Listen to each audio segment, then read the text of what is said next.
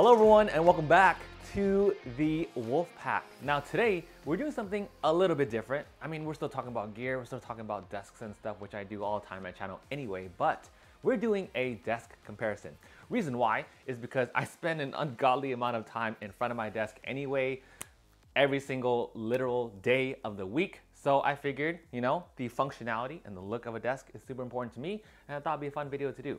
But before we dive into the breakdown of both desks, full disclosure, Flexispot did send me both of these desks to review, so take what you will.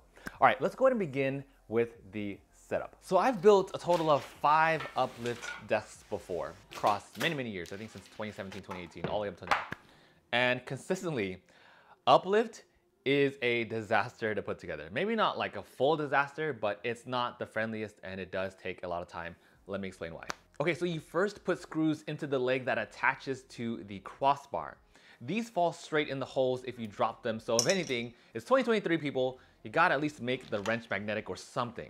The setup is straightforward, but there's so many extra steps. You attach a side bracket, you screw those in, you put in the crossbar rails. Oh my God, and the worst one, you still have to drill in physical holes into the desk, which I'm not a big fan of. Yes, it's only 2 holes. Yes, it doesn't take that much time, but it's ridiculous because when you see the comparison to the other desk, all these steps in Uplift become very cumbersome very quickly. So after that, you screw in the crossbar rails to the desks, these side legs to the desk. The manual also tells you to put in these crossbar rail adapters, which I honestly just skipped because I got over putting in enough screws. And then you align the rails, you screw those in, you screw in the keypad, and then you attach the control box wires and then have another 8 screws for the feet, and then 2 more for the included cable mount box. Total time that took about 2 to 3 hours with filming included. So let's compare this to Flexispot. All the center rails are already attached for you. You start off screwing in the side rails, the legs to the rails, and then the feet and the control box. You put the wires in the control box, just like Uplift, and then screw in the cable management tray, which in this case covers the center control box and then clips in. Like objectively speaking, there are significantly less steps in the Flexispot desk versus Uplift. There's way less work, and it took me 20 to 30 minutes with filming to do the Flexispot desk. Now let's go ahead and talk about build quality. So I'm gonna speak from this as a non-carpenter, just as a general person who likes desks. This is what I think about the build quality for both. For Flexispot, there is a matted texture that's thick and it feels premium for sure. It's smooth, but you can still feel that matted texture on the Flexispot one. And then switching over to the Uplift desk, if you listen to it, this one actually sounds way more hollow than the Flexispot desk.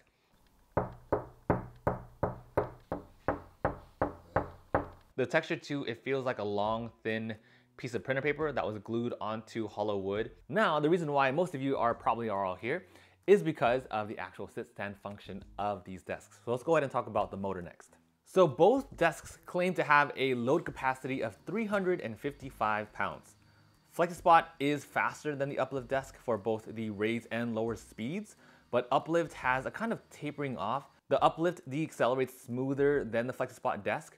Flexispot does go up to 49.4 inches and Uplift goes up to 50.9 inches. However, Flexispot does go lower to 23.8 inches while Uplift goes down to 25.3 inches. Now both aren't super quiet or anything, but they're also not obnoxiously loud. I don't know if you care about sound, it's not like we're gonna be adjusting these desks like every other minute or anything, but in case you're curious, here is a little sound test.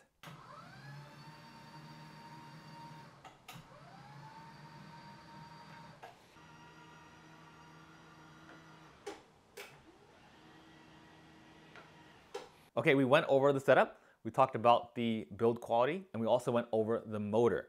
Let's go ahead and now talk about the keypad. The Uplift keypad has a really smooth padding to it, and it can hold up to 4 memory settings. All you do is press M, and then whatever height the desk is currently at, you press a number, and then it will remember that setting.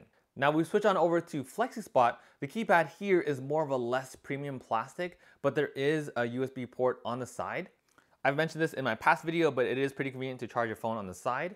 Just like Uplift, it also has 4 memory settings, but the stand function and the sitting function is just pretty much your 3 and 4. So it still has 4 memory slots. It's also important to note that both desks have a collision safety feature. And what that means is if there's enough pressure underneath the desk, then they both will stop. Observe as I sacrifice my legs for this.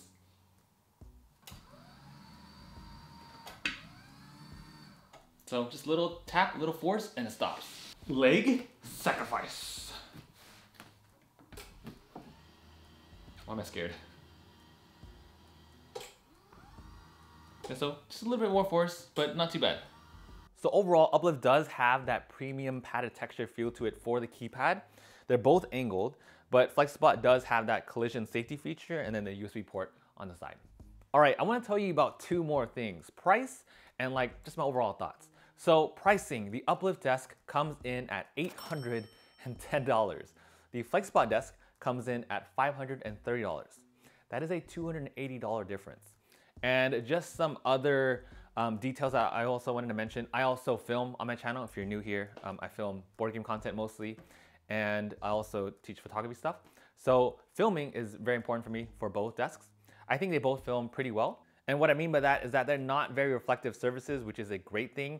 There is a little more stability in the Flexispot desk, which I'm not surprised by because again, I've had many Uplift desks and all of them are shaky, but the T-frame definitely seems more stable than the other Uplifts that I've had, but there's still some noticeable wobble. And then here's like a second stability test with a water cup right on top. So this right here is Uplift at the maximum height.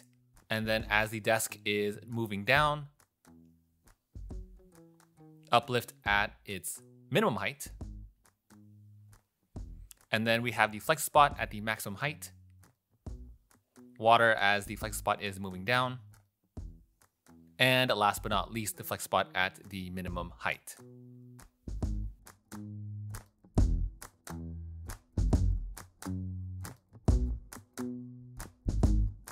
Overall, if you're in the market for a sit-stand desk and you're looking to compare Flexispot versus Uplift, here are some things that you should keep in mind as overall summary of how these desks compare. First off, price point. There is a $280 difference in price point for these comparable models. Now for setup of the desk, it is nice that you only need to do this once, right? But it is important to consider because Flexispot is a very clear, more streamlined winner in that case for setup. There is a night and day difference between how these desks are set up. For overall build quality, they're both good, but this one has a more premium wood feel to it versus this one, which is more hollow and kind of like the printer paper feel, like I said earlier. But the motors are both great. They're super smooth. Uplift is quieter and Flexispot is a dash louder, but it's also faster. Keypads, this one has the USB port, also has like the rounded edges too, which is good to consider if you have kids. Also important to note, the Uplift desk is a little bit less resistant to fingerprints, aka you'll see fingerprints a little bit more than the Flexispot desk 2, as shown by this B-roll. And yeah, those are my overall thoughts about the Uplift versus the Flexispot desk. If you have any questions about these desks, let me know in the comments below. As always, links are down below if you're interested. And if you made it here to the very, very end, comment workstation. So I know you made it all the way here. Anyways, thank you all so much for watching and I hope you enjoyed this little fun review about these two desks. And I will see you all in the next one.